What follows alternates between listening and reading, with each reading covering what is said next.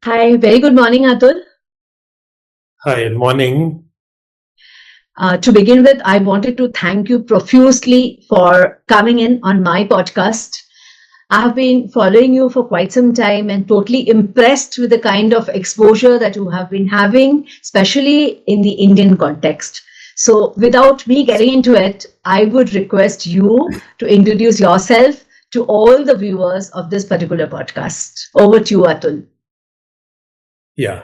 Hi, everyone. My name is Atul Raja, and I'm known in the field as a career marketeer.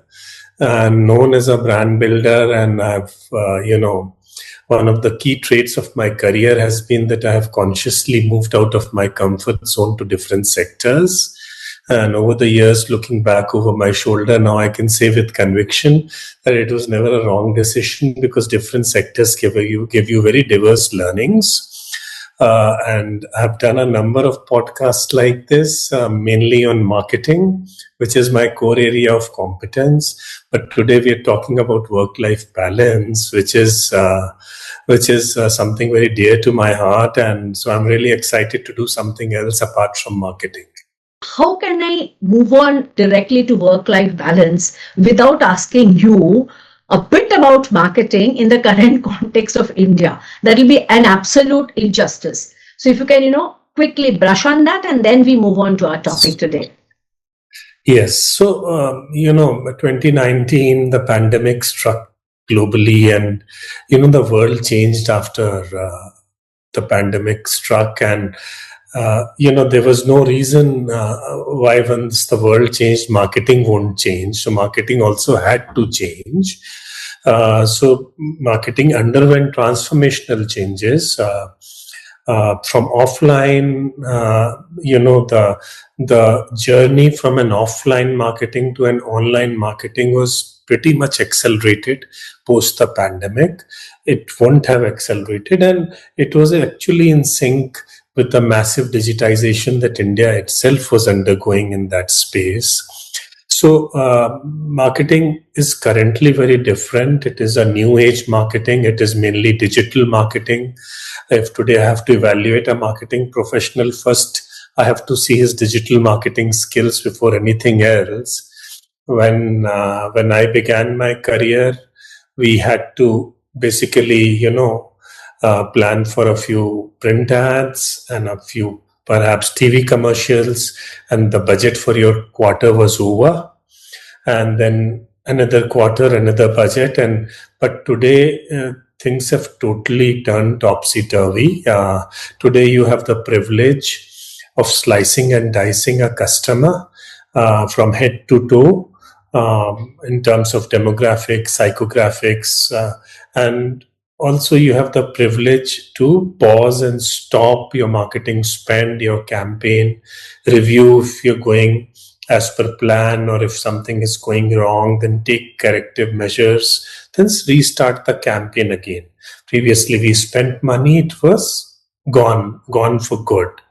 So this is one major change that has happened in marketing, which is huge digitization. And as a result of that, hyper personalization, which is a consumer, this is the experience that he or she expects today. It is normal.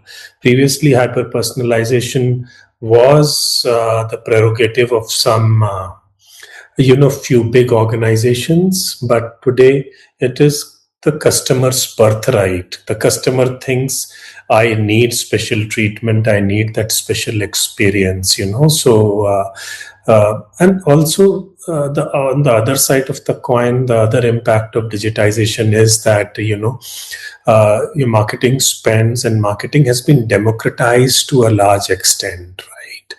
So whereas SME or a startup still can't compete with the deep pockets of a big organization.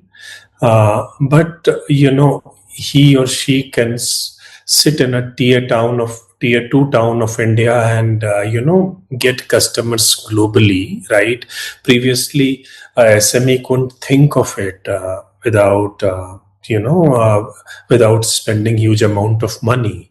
Now, thanks to digitization, to a large extent, there is a level playing field. And the third and final thing I'd like to highlight is that you have the privilege of knowing who's your target audience and then fine tuning everything, keeping the target audience at the center. Previously it was few things. Being in research, you would know SECA, SECB, SECC, male, female, age groups, and so there was a lot of wastage and duplication factor, which today is not there. So consumer, marketeers can actually do hyper targeting as well. And this is all thanks to AI and marketing automation that is coming into the field. Brilliant. Thank you so much for saying all these. In fact, I resonate, with whatever you have said, because this is my 25th year as an independent consultant. Being a Bombay, I've worked in various areas, in Mumbai and then in Calcutta. But of course, no regrets, and I'm thoroughly enjoying, being on my own. And coming down to consumers, how tempting it is for me to talk about consumers and think about consumers, because it's like, I breathe with consumers most of the time, that we interact. Now, coming to our topic, work-life balance, I wanted you to specifically define what is work-life balance according to you, especially with reference to India.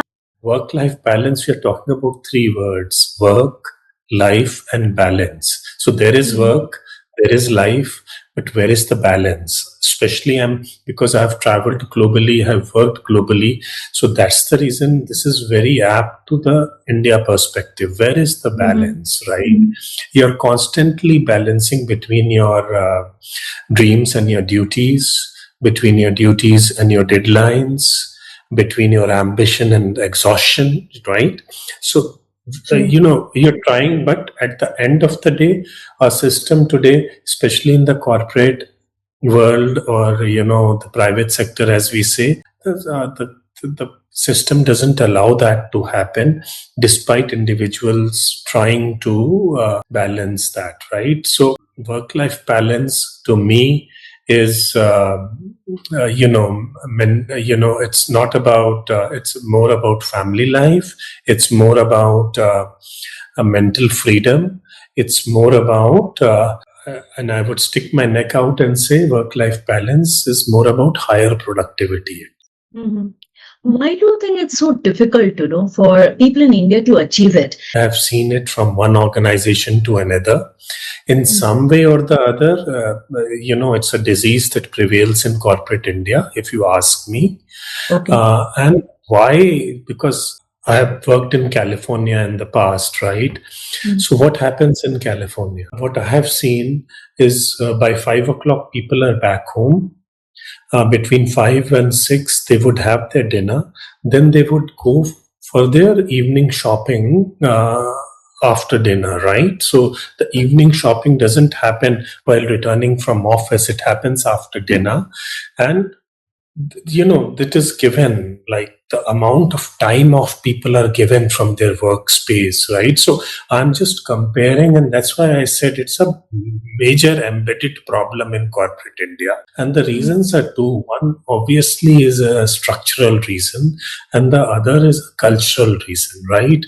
So if you see the structural part, I was reading an ET report recently, and what they had calculated in a place like Bangalore, right? They said if you have to travel average 13 kilometers, right, you will take average 63 minutes in Bangalore to reach there. Means to and fro is average more than 2.1 or 2.2 hours, right? So that's what ET is writing. I spent more than a decade in Bangalore. I have seen people 4 hours on the road every day, right? So that's one is the endemic structural issues that you face. The other is, and so are your employers doing anything about it, right? It's very easy to say come next to an office or a commercial area where the rents are double or triple. Nobody can afford that, especially the middle management. The other is the cultural issues. You must have seen a CEO recently which made a statement that went viral, that 90 hours a week, which was actually shameful. If you even take 6 days a week, that means you are expecting people not to work like a horse but like a mule for 15 hours a Mm. day, right? So Mm. if you're spending 3 hours on the road, 15 hours in the office, where is the time that you need for your family? Where is the time you need for your health? Where is the time you need for your sleep? Right? So, and then to my surprise, there were other corporate honchos that supported that. So, if you are in the twilight of your career and you can make such stupid statements and you are aligning a mammoth of a workforce, imagine what it does to their motivation levels, right? Mm. You may be managing your family at a CEO level, but can a manager or an assistant manager do that? So that's a huge mindset issue. Then there is the Mm. other part of culture, which is the startup culture, right? Mm. So I have Mm. been in Bangalore, like any second person in Bangalore, I used to ask what he's doing. I'm doing a startup. That would be the answer. Now, Right. startups have this wrong notion that you are a startup, so you're inherently a very hard worker and you're working day and night. It's not like that. It's a myth. If you are a startup, you are, very fast getting towards the investment or the investor kind of a, you can say, captivity mode. Investors are like vultures. For a startup, even 20, 30 lakhs is a big amount, right? And the Mm. investor will invest in your organization and then he will drive you nuts. He will drive the Mm. entire organization nuts, making them work day and night, right? So, Mm. because of this huge startup culture coming in, and people having to actually put up with the investors a lot, I think that also is spoiling the work life balance to a large extent. And the third is the digital culture. Mm. The digital culture, now I spoke about it from a marketing perspective, from a work life balance perspective. The digital culture ensures that you are taking work home, right? Mm. Mm. Um, can you please respond to this mail by 9 p.m.? It's important, please, right? And so, can we have a quick call? Can we have a quick Teams call or whatever? So you are never away from work.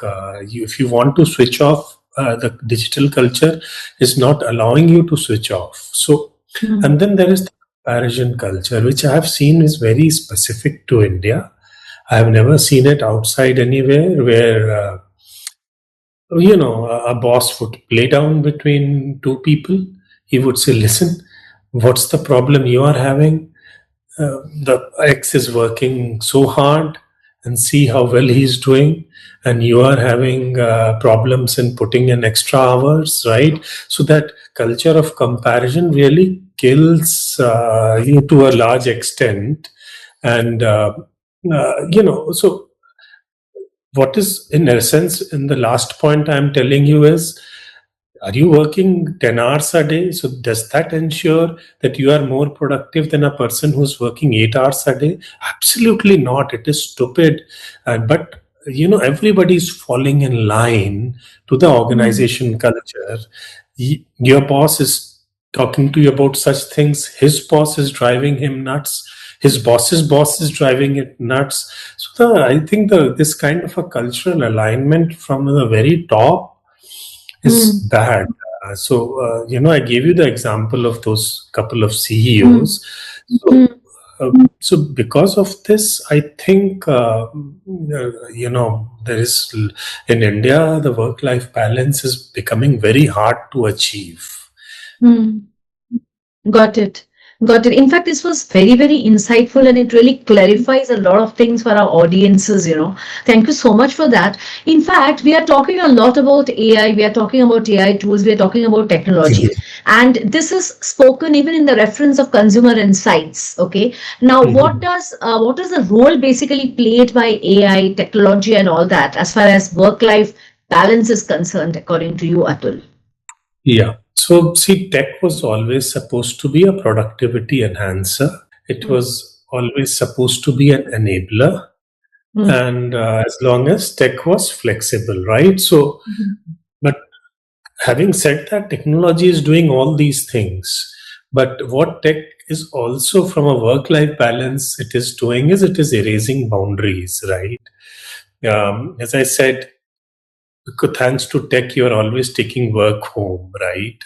Mm. Today there is a Teams, then your boss is not satisfied. He's saying, okay, let's start working on Zoom as well, apart from Teams. Then somebody in the system would say, where is the Slack? And then another person would say the asana works better. So as a result of this tech thing coming in, you are juggling with multiple platforms and multiple issues, where if you are having 5 6 platforms to answer to 5 6 bosses on a daily basis, Mm. what is the time you get to work? What happens to your productivity?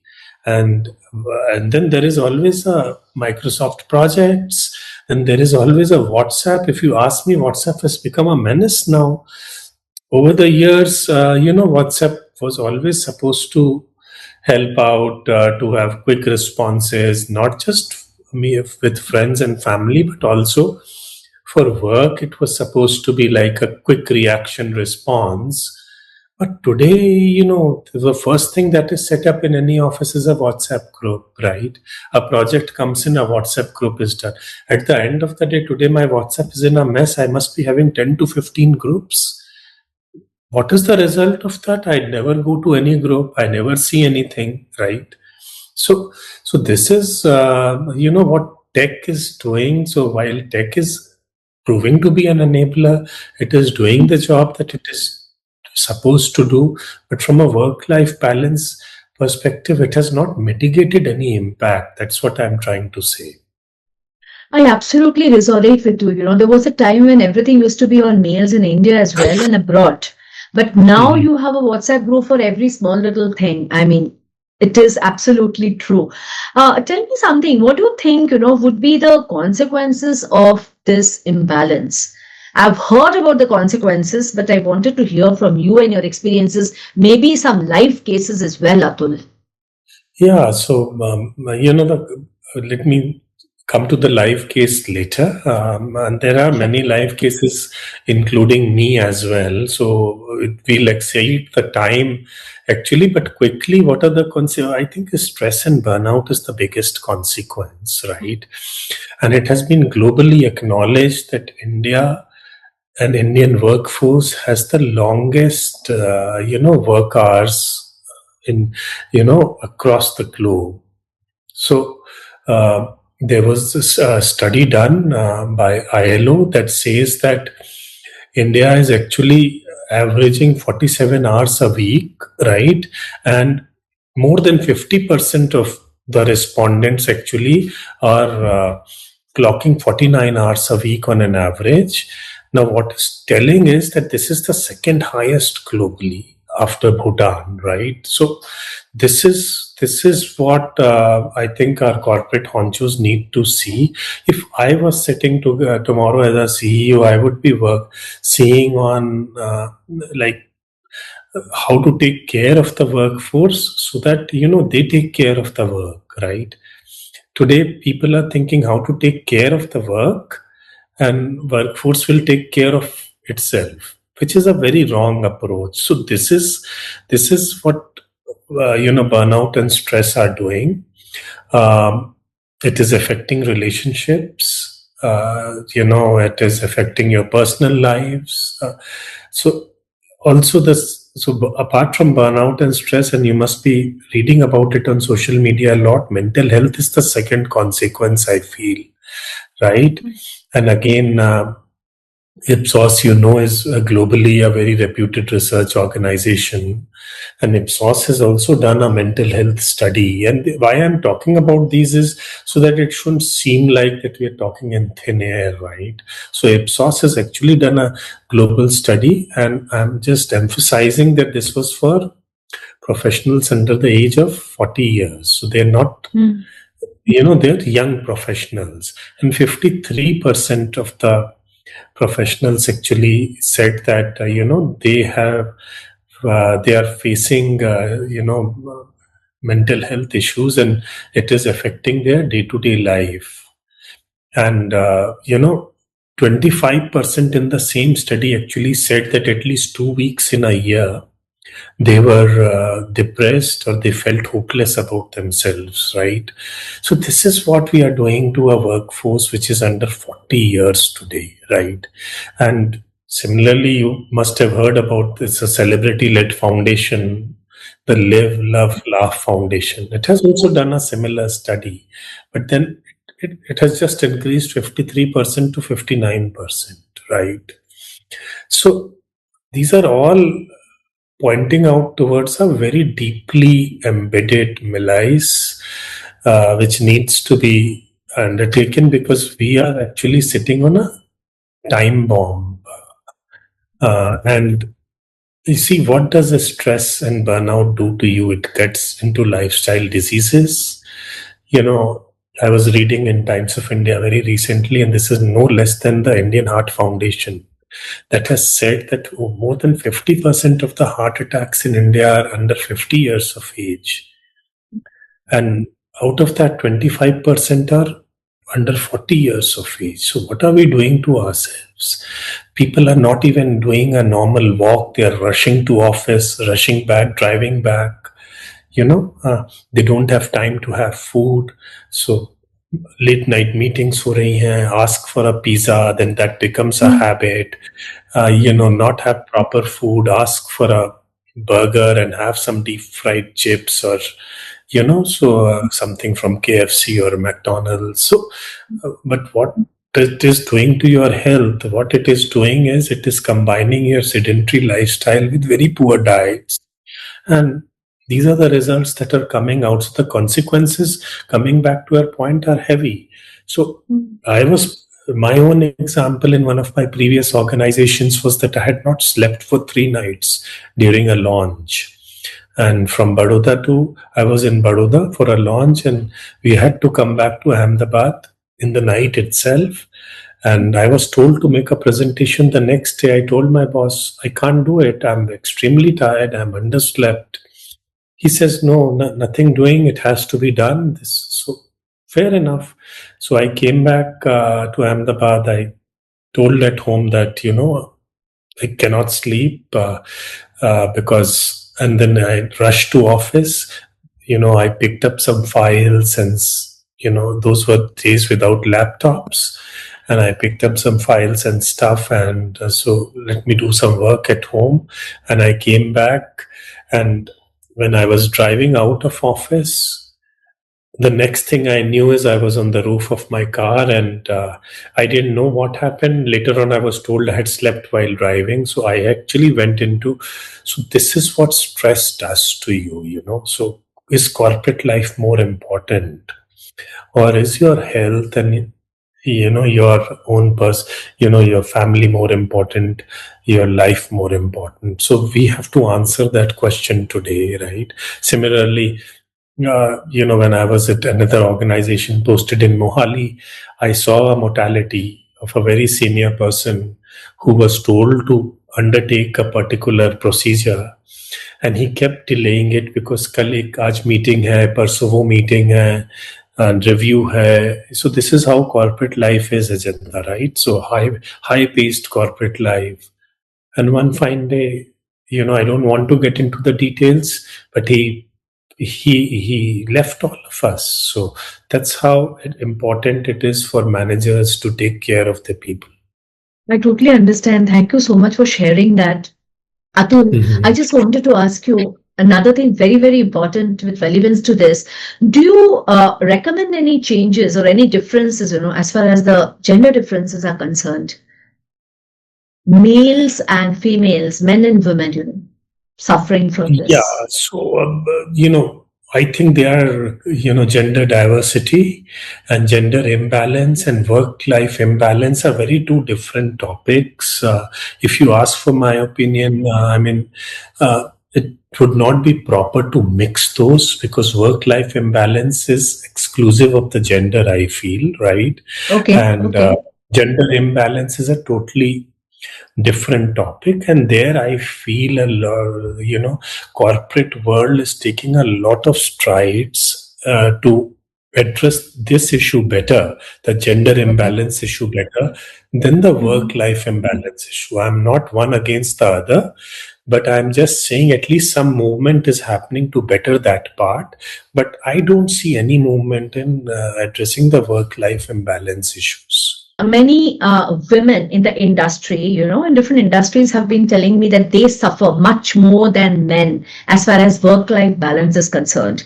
Men are more professional, they have limited responsibilities at home, possibly, and that is the reason, this is what happens. So I just wanted you to throw some light from your personal experience, if you can, because this would really help all of us through this podcast. That was what I was hinting at, Atul.